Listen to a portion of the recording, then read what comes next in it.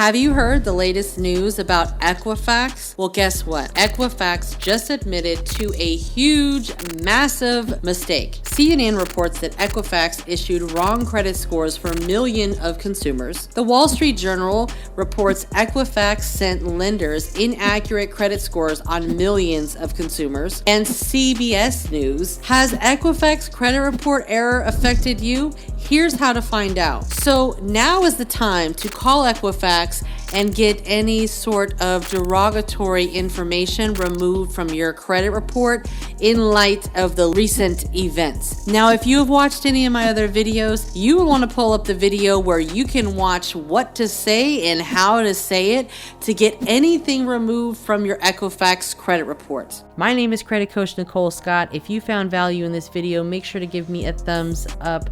Follow, like, and subscribe at Credit Coach Nicole Scott. Go to the link in my bio, go to the link tree where we give you the free credit building guide, and you don't have to pay a thing. You just have to take action.